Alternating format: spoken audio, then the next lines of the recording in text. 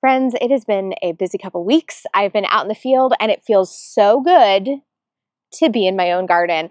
And while I've been out working, I've been doing a wee bit of shopping. I think what I'm going to do is I'm actually going to break this out into a couple of different videos because I have so much to share. But I will give you a brief overview. I have two amazing iris packages from American Meadows and Shriners Irises. Very exciting. That one should be out Wednesday, maybe Friday. Look for it. And this little box is a goodie box that I ordered after my visit with Anne, who owns the Dahlia House. And I immediately went on and ordered just tons of anemones or ranunculus. So I will go over this later in the week as well. However, for today, I want to focus in on this guy. This obviously is Heirloom Roses. Now, if you've been with me for a while, you saw me visit their growing facility. Gosh, is that August? I think that was that August? I think it was August.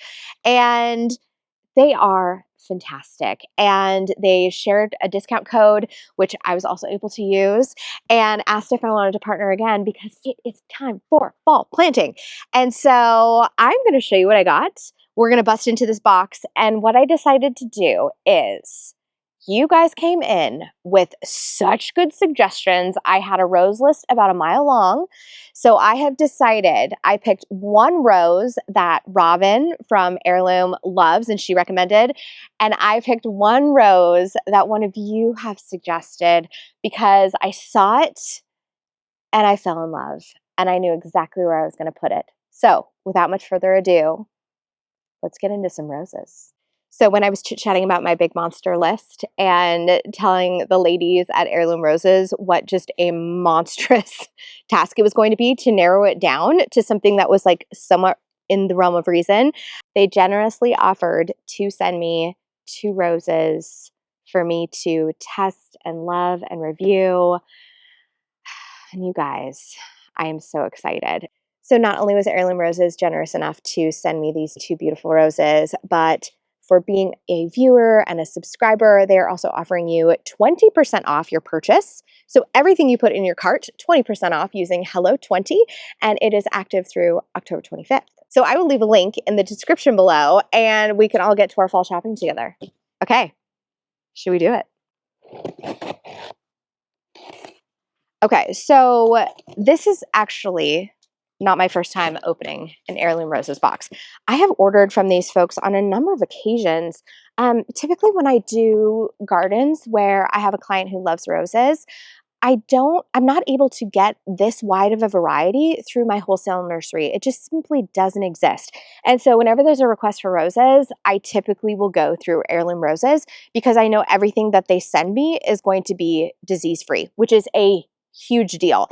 I'm out here wanting to spread floral joy, not disease. Oh my gosh, I'm so excited. Okay, so first of all, I want to show this box. Check this out. Here's what I love.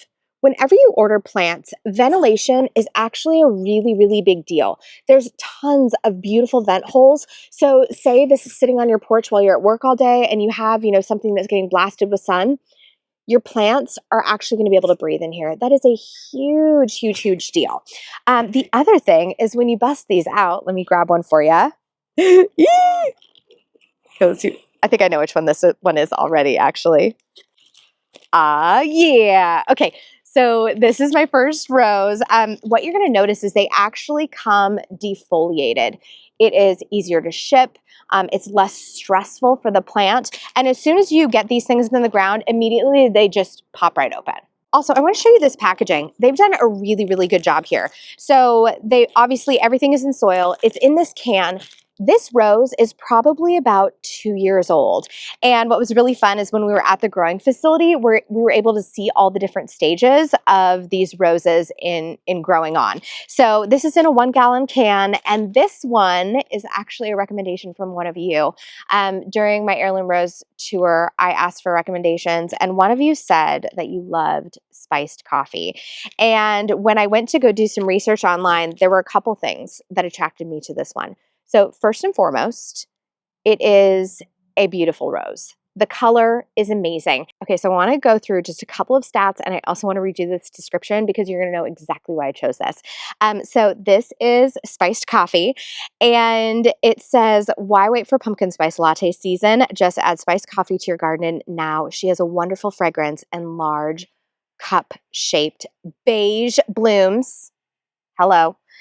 With a hint of gold in the center. In cooler weather, a lavender shading will be added to the unique color of this rose. This rose tends to bloom in a pink form first, and then in hotter conditions fade out to a creamy mocha, almost resembling Coco Loco in warmer temps with her neutral coloring. Okay, so that is one of the reasons I chose this one, because I love Coco Loco. I love a brown flower. I feel like this is going to play so well because not only do I have peachy roses, but I also have the Honey Dijon, which shares some of those warm brown tones. The other reason I chose this rose is because it is well suited to a container. I'm going to dive into more of that in a second because I want to talk to you quickly about design. The other thing, this rose is going to grow about 3 to 4 feet tall, 2 to 3 feet wide, and it's pretty hardy. It is hardy down to a zone 6. We are in Seattle. I typically like to plant like I'm a zone 7 or 8 because we do have occasional cold snaps. So this one is perfect. There's the second one that's in here, and I will tell you exactly why I knew which rose was which. I know, this is my second rose. I'm gonna put this down actually. This is my recommendation from Robin. So Robin, if you're watching, thank you so much. This one, when I asked Robin for some of her favorite varieties during our tour, this one was an immediate yes for her. And she was so funny. She was like, "It's gorgeous. The petals are amazing. It has thorns like you wouldn't believe." And so, whoa, Nelly, was she right or was she right? Are we even? Taken. I don't even want to put my hand behind this dang thing. Look at this. So Robin recommended polka. And so when I got home, I immediately started looking everything up. And this petal formation is really unusual. So this ticked a couple boxes for me. Number one, I don't have a climber on my property, and that is something that I've had at previous homes that I've really enjoyed. We do have my neighbor's Cecil Brunner behind me. It's a beast, and I love it, but I wanted something kind of in my own garden.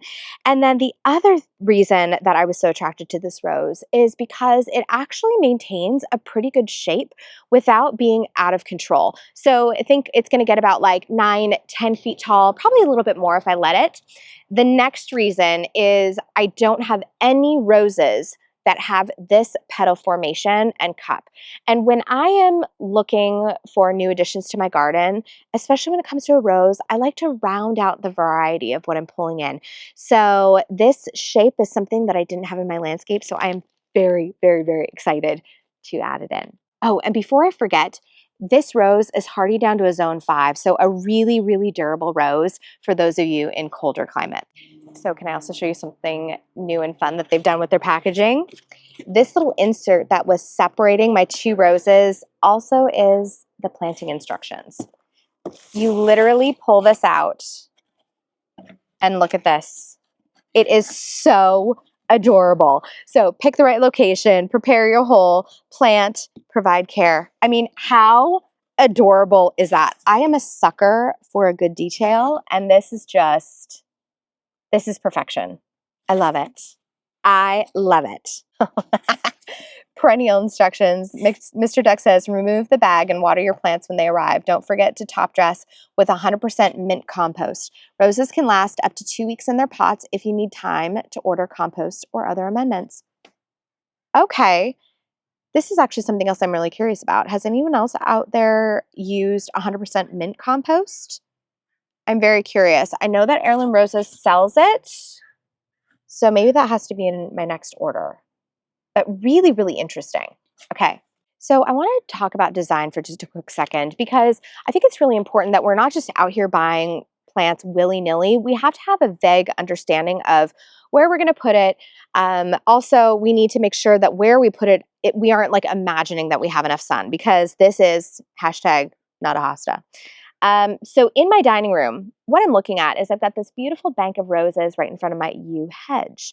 I love this.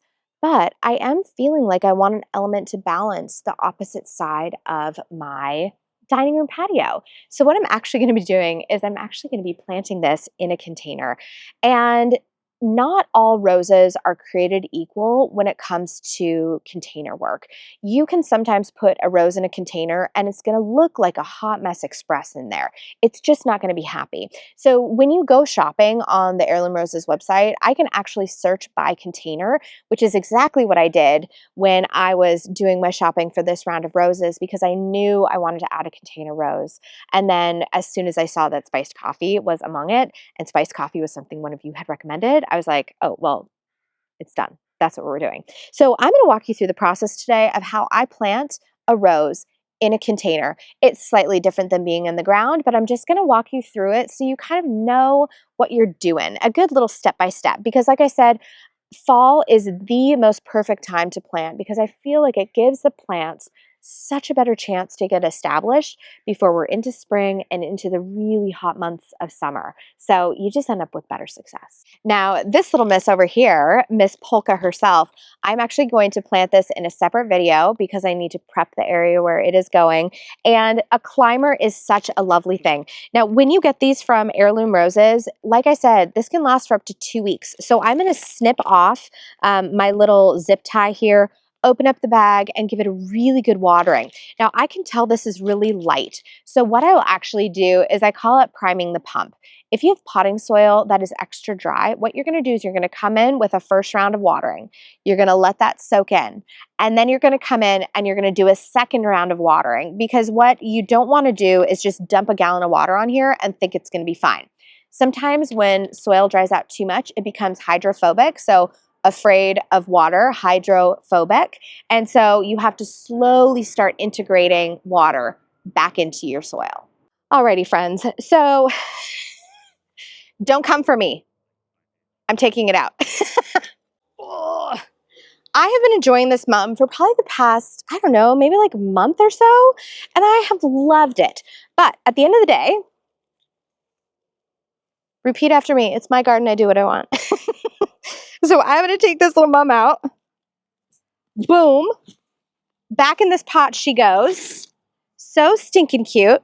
You know what I'm even going to do? I'm even going to put this little tiny ivy in here too. And guess what? She's going to go live on my front porch. Okay, let me go put her over there, and then let's get a rose in. So when you get your rose, it is going to be packaged like this. So do you see this little zip tie right here? I'm basically just going to come in with my snips and get rid of that. Now, if I was not ready to plant this, I would then remove this plastic, and I could put this in my nursery area until I was ready to plant. But I already know exactly where I'm going to put this, and so in the ground she goes. So with this rose, essentially, I know that I've recently put in new potting soil, so I'm not super worried about it being nutrient depleted. I'm also going to be adding to it. A couple of tips here though. Number one, you really want a good, like a 2-foot container is really best. This is not quite 2 feet. I think it's about 21 inches. Still, we're in the ballpark, right? 2 feet or bigger. The next thing, when you are putting your potting soil in here, you don't want one that has like a granular, like a time release fertilizer or anything like that in it. Skip that step. You want just like a good basic potting soil with lots of great compost. And then one thing that you could add here that I actually don't have any is mycorrhizal fungi. So that would be the only other thing that I would add here. I will link to my Amazon store where I will show you one that I've used very successfully in years past. What that is doing is basically it's just adding extra beneficial components to your soil to get the root system established. Now, the next thing, we are planting this in the fall. We're also planting this in a container. We are not going to be fertilizing this with any sort of liquid or granular fertilizer. As we get into the growing season next year, I will be doing an application of like a fish fertilizer, something really gentle, but liquid about every 3 weeks. So what I've kind of done here, and you can see, is I've actually dug down because I want to plant this about, I would say 2 inches from the top. And I'm going to kind of explain why. So I'm going to go down just a wee bit more here. Let's pop this bad right out. Oh, and by the way, they just put this stick in here because it helps keep the rose from bumping around during shipment. So this thing can go. Alrighty, so we are down here, and I want to make sure that when I am looking over top, I have the center of my rose centered within this container. Alrighty, so we are a couple inches down, and so it's at this point that I'm going to start filling this thing back in. And so at this point, you may be saying, Kate, why are you planting this so low? And I'm going to explain why. This is what is referred to as an own root rose. So in much of the world, when you buy a rose, they'll graft it onto any number of different rose root systems. However, Heirloom Roses grows what's referred to as own root roses. So it's literally, this is spiced coffee all the way down to the roots. There's no graft point. So what's really kind of cool, and the reason I'm planting it low, is because that will actually encourage some of this basal branching, and I'm going to end up with a beautiful shrubby rose with really great shape and really great vigor. So probably in another video, I should dive into how to identify basal growth from a sucker, which is actually coming off of like a grafted root, but we will cross that bridge another day. Whew. I think I went a little too robust here. Okay, that is actually looking so super good. I could even probably put in a wee bit more soil. However, the other thing that I was thinking is once you get it filled to this point, you can water it in and leave it be, but I actually might go back to Heirloom Roses and purchase some of their mint compost and trial that as a top dressing because I'm really, really curious about how that plays out in a container. But essentially, here we are. We've got our rose. We've chosen a rose that's actually appropriate for a container. We have planted it about 2 to 3 inches below the rim.